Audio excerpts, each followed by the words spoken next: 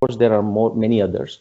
But one of my co-researcher, Mrs. Rupa Bhati, Bhati ji, we have worked together.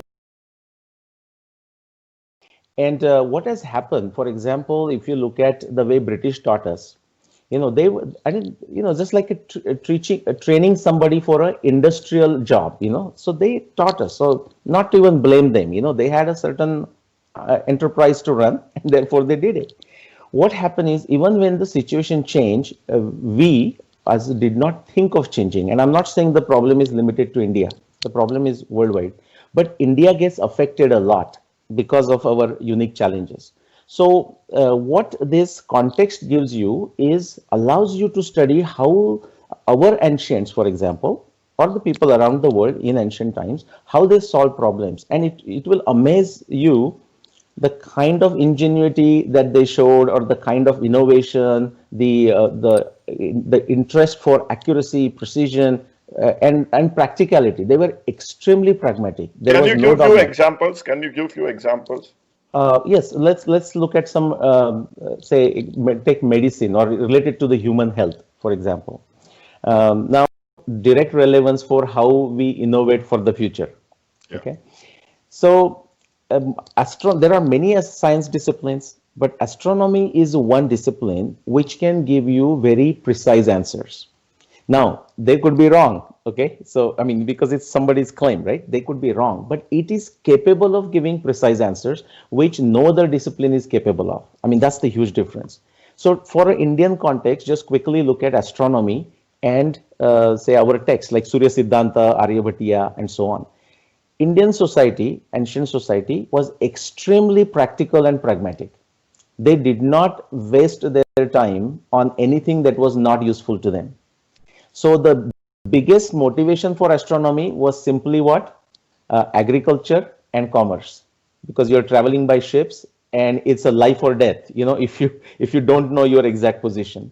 And agriculture, you need to know the exact Rutu cycle, the yearly cycle, monsoon, and all that. So from that, the astronomy came. Therefore, the demand was there for extreme precision. And do we see evidence of that? We absolutely do. So if you take Surya Siddhanta and you look at the specific measurements in Surya Siddhanta, they are so precise. I'll give a couple of examples. One is, when we look at those specific measurements, it takes us back to whatever we have investigated to 17,500 years for the updates. They are very, very precise.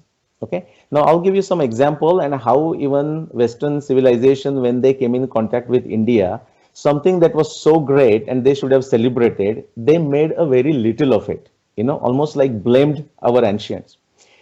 The obliquity of the earth, that angle that, Earth's axis has, right now it is around 23.5 degree, that's the inclination. Now, in Surya Siddhanta, it talks of the inclination of around 24 degree. Now, when Burgess, the Western, both American and European scholarship, when they had their hands on Surya Siddhanta, they translated it. They've used, for example, this example of the obliquity to show or to claim that how the Indian astronomers, Hindu astronomers, were of a very inferior kind. They said, look, because the Westerners were thinking the Surya Siddhanta was only 1500 years old, around 580 or so CE. So they said, look, the actual obliquity was 23.4 maybe, and the seasons. When we brought those three together, the only time this condition is true or can be true comes to 12,000 BC and no other. And I presented my work at Oxford, and they were foaming and frothing at the mouth because they're so used to 1500-year-old Surya Siddhanta, but they couldn't find a single fault. And we were there for 3 days. So there are many examples like this. So Indians were not only pragmatic, but when required, they were interested in precision. Now, they were not obsessed with it, meaning if something could be done with a precision of plus minus 2 days, they were happy to do it that way. And if a precision was required to the thousandth of a second, then they went for it. Interesting, very interesting. So Nilesh, I am Chief Innovation Officer for Ministry of Human Resource Development, and primarily our agenda is to promote innovation, entrepreneurship within our youngsters in our colleges. And we want to create thousands of islands of innovation, actually doing some cutting edge work. Now, how you think this knowledge of ancient Indian civilization will help them gain right kind of attitude to pursue innovation and entrepreneurship? Because currently our education system is more of a swallow and vomit kind of a education system. Our students are chasing grades, our students are